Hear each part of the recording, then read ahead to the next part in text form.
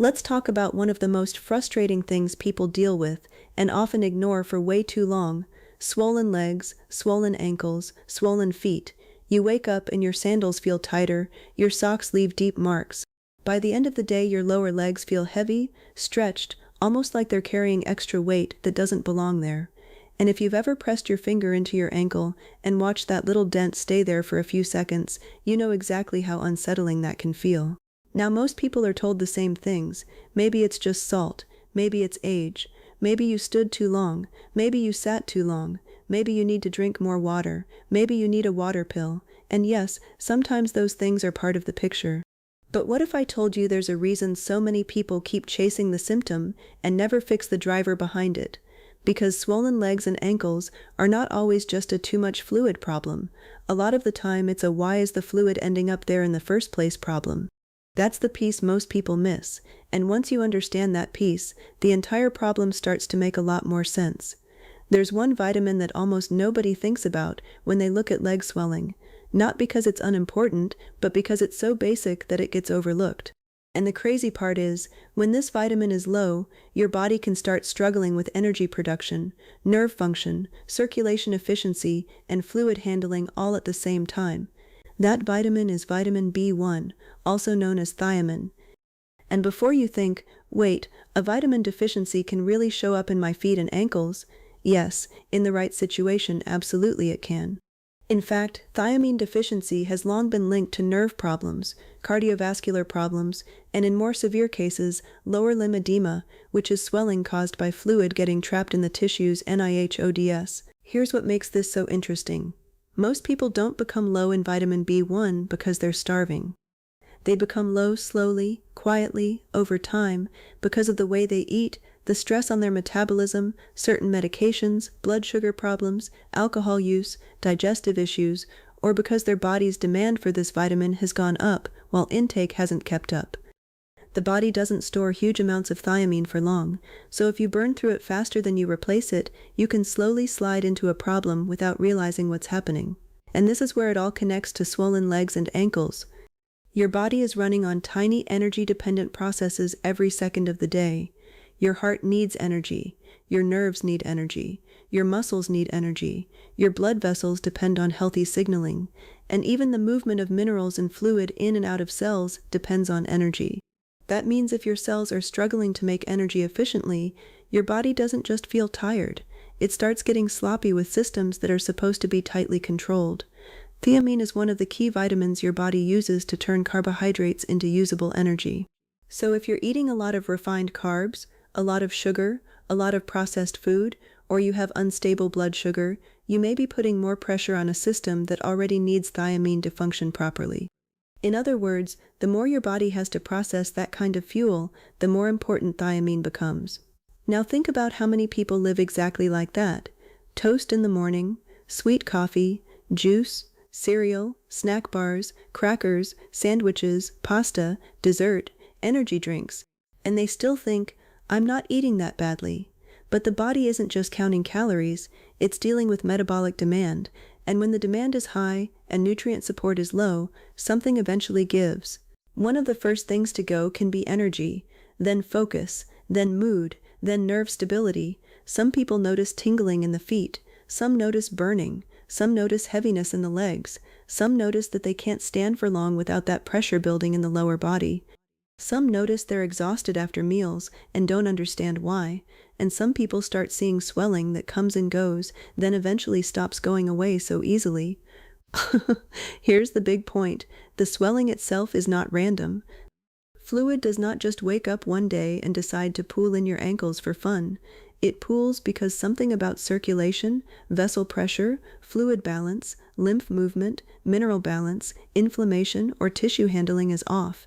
Sometimes that cause is serious, and I need to say this clearly. Swelling can be related to heart failure, kidney disease, liver disease, vein problems, blood clots, pregnancy complications, medication side effects, or lymphatic problems. If swelling is sudden, painful, one-sided, or comes with chest pain, shortness of breath, redness, warmth, or an irregular heartbeat, that's not a watch this and hope situation. That needs medical attention. Medline plus Mayo Clinic.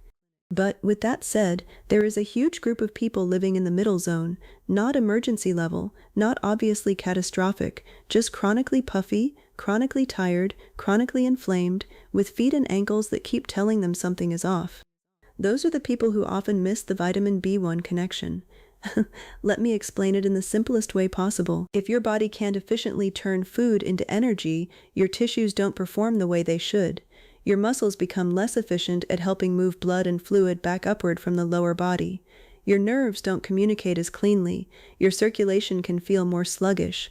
And when you add poor diet, prolonged sitting, high sodium processed food, blood sugar spikes, and low intake of supportive minerals, you've got the perfect setup for fluid to linger where gravity already wants to pull it.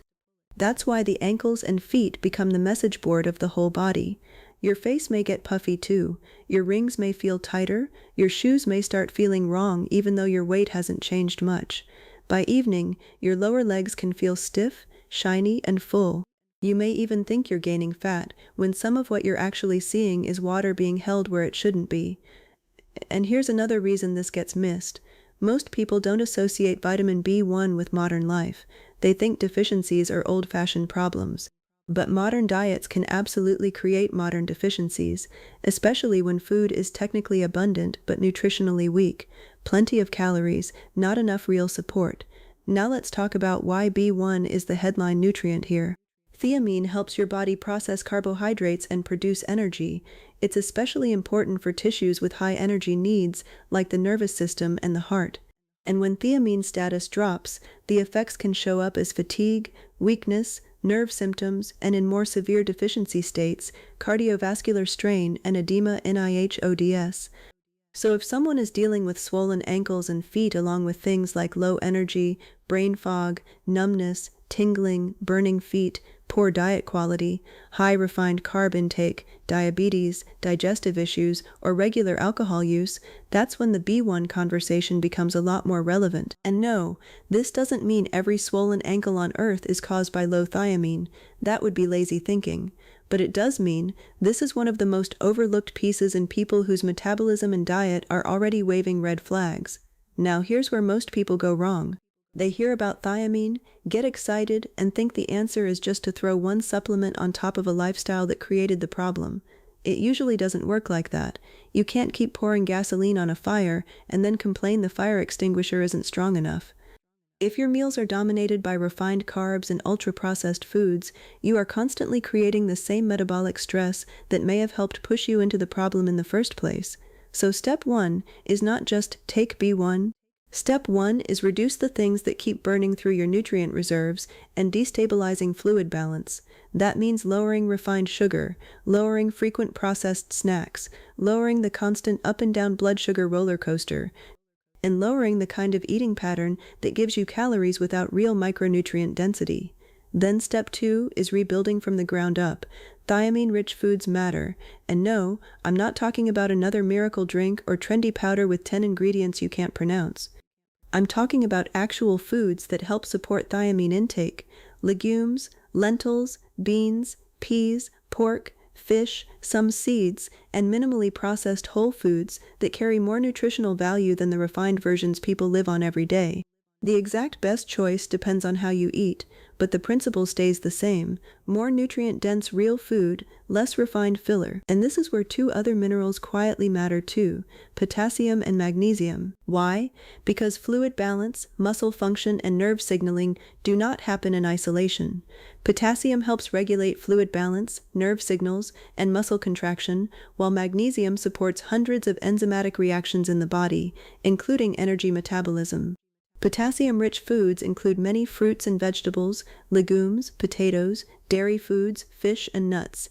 Magnesium-rich foods include leafy greens, legumes, nuts, seeds, and whole grains. ODOS. So if someone is eating a low-quality diet, they're often not just low in one thing.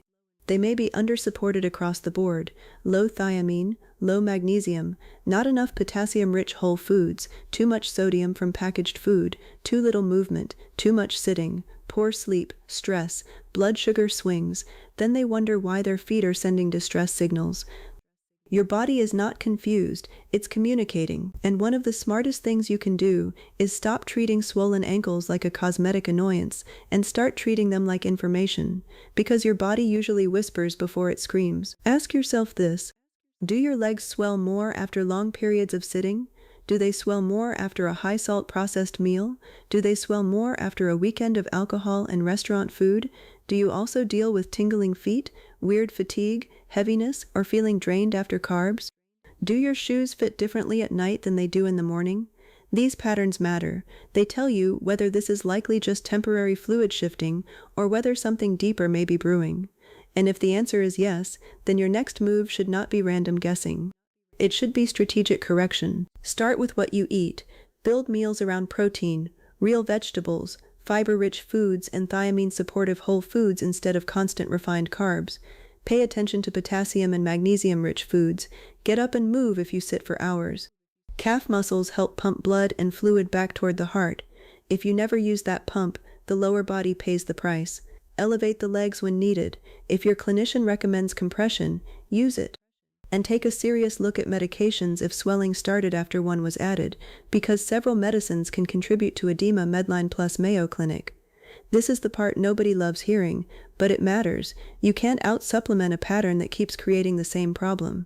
If breakfast spikes you, lunch inflames you, dinner bloats you, and your body barely moves in between, then even a useful nutrient becomes a bandage instead of a fix.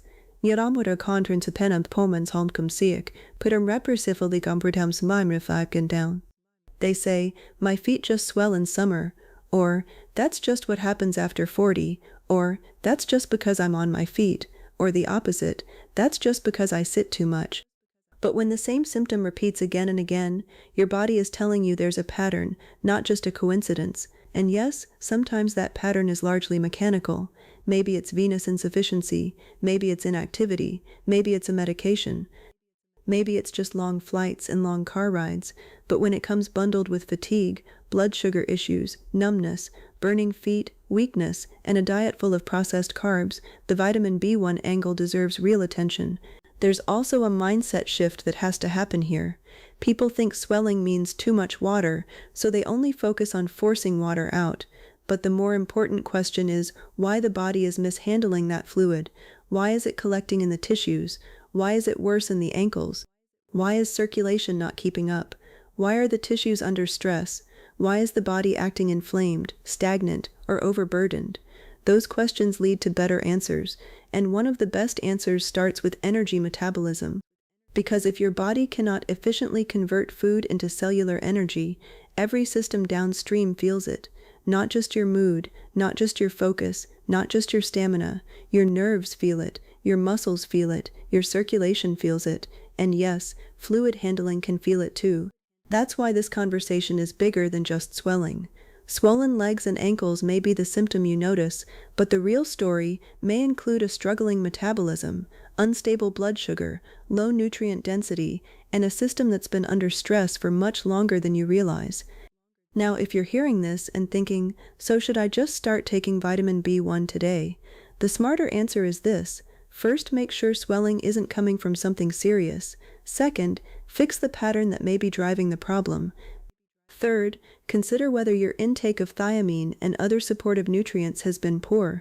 And fourth, if you're dealing with risk factors like diabetes, regular alcohol use, digestive disorders, or prior bariatric surgery, this becomes an even more important conversation to have with a qualified clinician, because those are recognized risk factors for low thiamine status NIH/ODS. This is also why a lot of people feel surprised when they finally address it properly. They expected one symptom to improve, but when they clean up the diet, improve movement, support nutrient intake, and stop hammering their system with junk fuel, they often notice more than just less puffiness.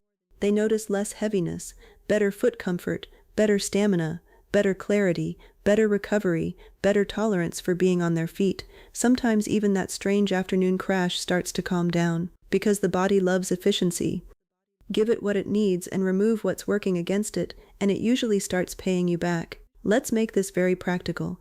If your lower legs and ankles are swelling regularly, don't brush it off. Notice the pattern, notice the timing, notice whether it's both sides or one side. Notice whether you also have tingling, burning, fatigue, shortness of breath, or new medication changes. If it's severe, sudden, painful, one-sided, or associated with chest symptoms, get it checked immediately.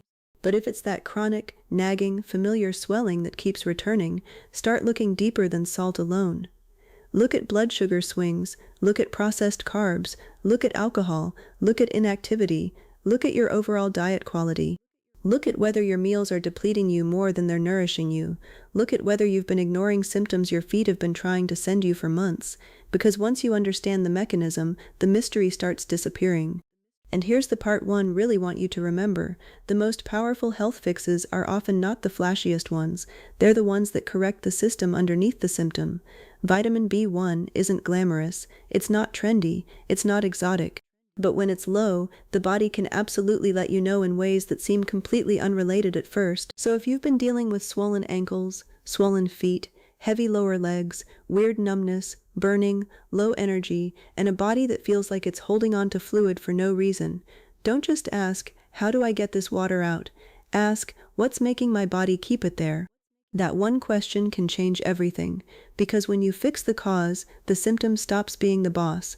And if the cause, or part of the cause, is low thiamine combined with a high stress, high carb, low nutrient lifestyle, then yes, vitamin B1 may be the missing piece you never knew to look for.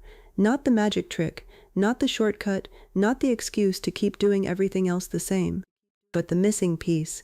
And sometimes that one missing piece is exactly why your legs keep swelling, your ankles keep puffing up, and your feet keep trying to tell you the same story every single day. So the next time you look down and see those sock marks, that puffiness, that heaviness, don't just blame age, don't just blame salt, don't just blame the weather. Ask whether your body is low on the support it needs to manage energy, circulation, nerves, and fluid the way it's supposed to. Because your body doesn't usually fail without warning. It signals, it hints, it nudges, and very often your feet are where the message shows up first.